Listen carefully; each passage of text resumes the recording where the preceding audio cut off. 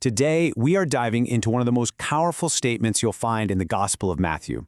It's not advice, it's not a suggestion, it's a statement about who you are. You are the light of the world. So let's unpack what that really means. Right out of the gate, the source text hits us with this. It doesn't say, you could be light or you should try to be light. No, it's a declaration. You are. This single line changes everything, doesn't it? It frames our whole existence as this active, illuminating force in the world. So, to really get our heads around this, we're going to break it down. First, we'll look at what this identity as light is all about. Then, we'll explore the choice we all face, to hide that light or let it be seen. After that, we'll uncover the real reason why we're supposed to shine. And finally, we'll talk about how to put all this into practice in our everyday lives. All right, let's start with part one, that foundational statement. This isn't just some poetic phrase. It's presented as a core truth about who we are. But, what does it actually mean to be called light? It's a great question to just pause and think about. I mean, we use the word light all the time, but when it's used to define a person, what does that imply? Well, the reason this metaphor works so well is that the qualities of light are something we all instinctively understand. Think about it. Light is so powerful. It guides us, right? It shows us the path so we don't stumble. It reveals things for what they really are, getting rid of all the shadows. And what's really cool is that light doesn't have to fight darkness. It just has to show up. Darkness is simply the absence of light. So when light appears, darkness just goes away. And even the tiniest little flame in a huge dark room makes a difference. You absolutely can't ignore it. And to really drive this point home, the source gives us this incredible image, a city built on a hill. Imagine it at night. You can see its lights for miles and miles around. That city isn't trying to be seen, it just is, because of where it's located. The text is telling us that this is our natural state, to be visible, to have an influence.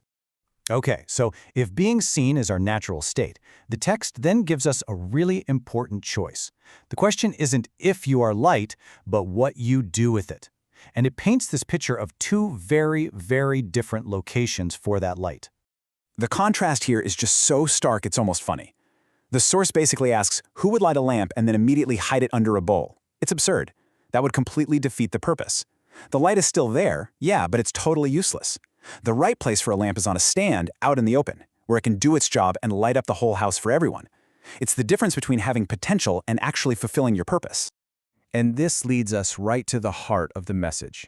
If we're meant to be visible, like that city on a hill or that lamp on a stand, there has to be a reason, right? Why does being seen matter so much? What's the ultimate goal of all this shining?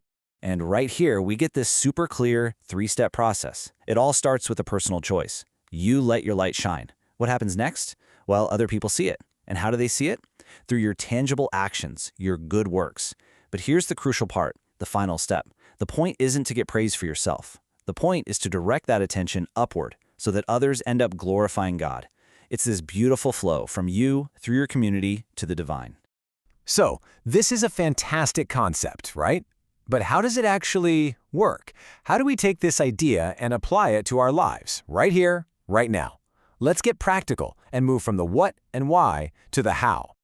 That phrase, good works, can sound a little intimidating, like it has to be some grand, heroic act. But it's actually so much simpler and more accessible than that. Good works are just the everyday evidence of your inner light. We're talking about the small acts of kindness when you think no one's watching, the moments you choose integrity when it will be easier not to, the simple compassion you show to a friend or a stranger. That's it. And this, right here, is the key takeaway.